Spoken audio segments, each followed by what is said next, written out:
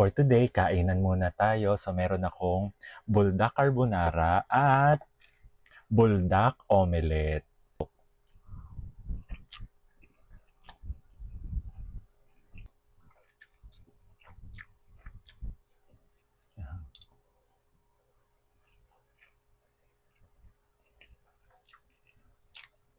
Mm. Hindi lang yung maanghang na buldak yung malalasahan mo. So, malaking tulog yung itlog.